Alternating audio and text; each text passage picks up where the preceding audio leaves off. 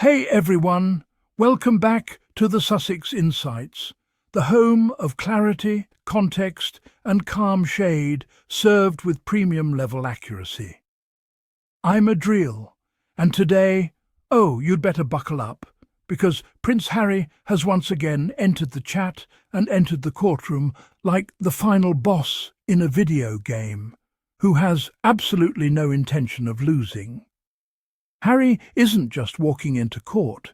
He's walking in with that quiet confidence of a man who has receipts, patience, and generational motivation. This isn't drama. This isn't pettiness.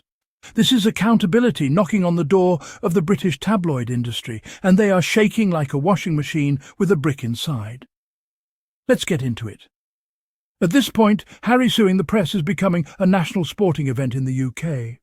And what's hilarious is Harry keeps winning, and the tabloids keep humiliating themselves.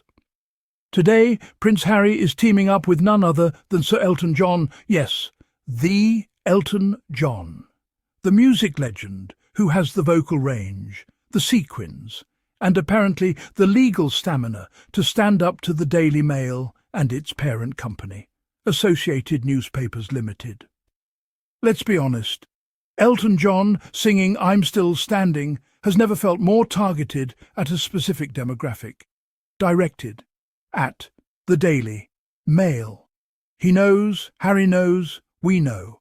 And they're not alone. Several other high-profile figures have joined forces to take ANL back to court. Not for gossip, not for headlines, not for clout, but for decades' worth of alleged illegal behaviour. Let me break down what's on the table, because this is not the usual petty nonsense the tabloids try to spin. The claimants are accusing the publisher of phone tapping, bugging homes and cars, intercepting private voicemails, using private investigators to stalk individuals, illegally obtaining medical records, impersonation to access private information, listening devices installed without consent. This isn't "oops, our bad." This isn't "oh gosh, a miscommunication." This is "we behaved like MI6 but without the qualifications." Honestly, if you pitch this story as a Netflix series, people would say it's unrealistic. But no, this is what the tabloids allegedly did in real life. And while they scream, "we didn't do it," they're the same people who wrote multi-page essays about Meghan's avocado toast. The lack of self-awareness is Olympic level. Harry's legal team showed up to the High Court for the pre-trial hearing presided over by Justice Nicklin.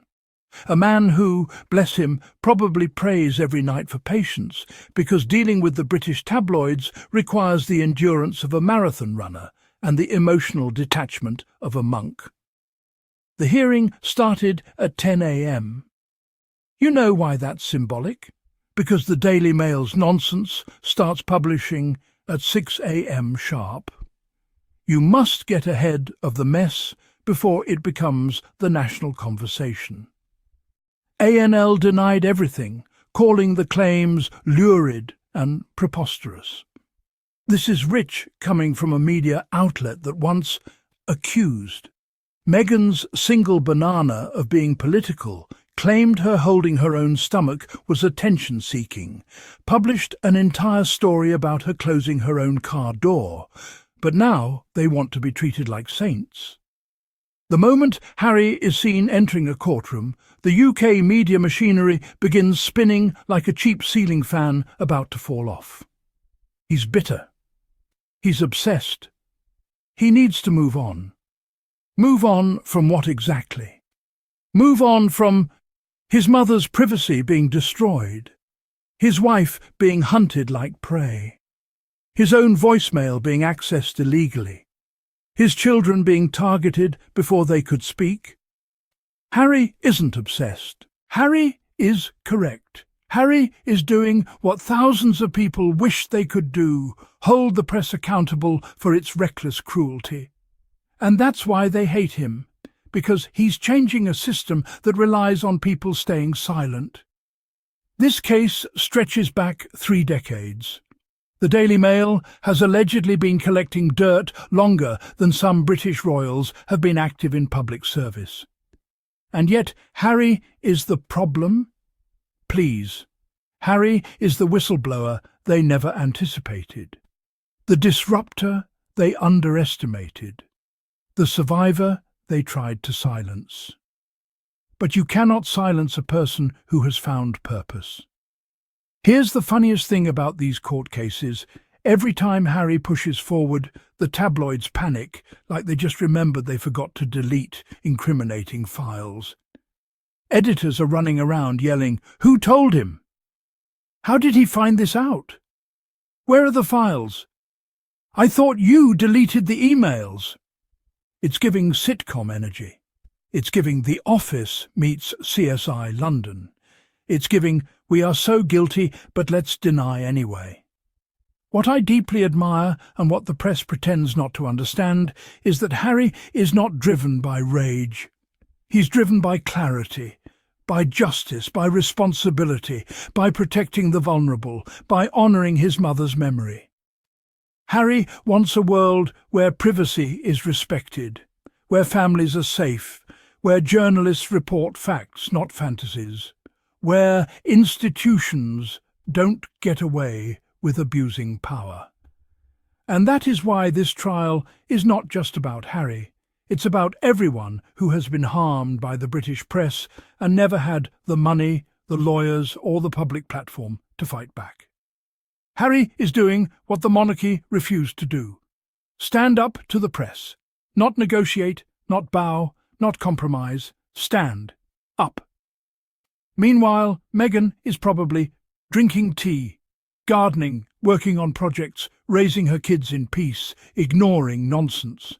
And the tabloids are losing their minds. Meghan steps outside. Does this threaten the monarchy? Meghan breathes. Experts say the Queen would be rolling in her grave. The press wants chaos. But Harry and Meghan are giving them silence and legal consequences. And that's poetic. This upcoming January trial is not just another court date. It is going to shake the industry. It has implications for privacy laws, journalistic ethics, tabloid business models, political connections, how media treats celebrities, how media treats ordinary people. Because if Harry wins, and based on his track record, that's a strong possibility. It will force changes the British media has avoided for years. This is bigger than him. It is bigger than the Sussexes. This is about structural corruption. If you didn't want lawsuits, if you didn't want consequences, if you didn't want public humiliation. Maybe, and I'm just thinking out loud here, don't spy on people, don't stalk women, don't impersonate medical staff, don't steal phones, don't tap voicemails, don't bug homes. Just a small suggestion. So yes, Harry is back in court.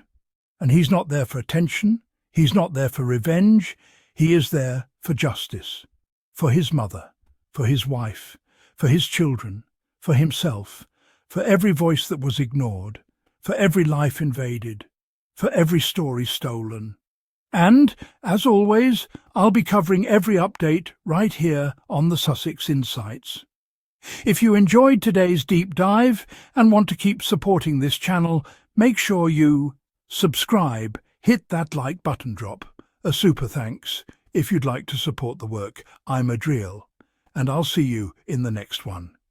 Stay unbothered, stay joyful, and stay on the right side of karma.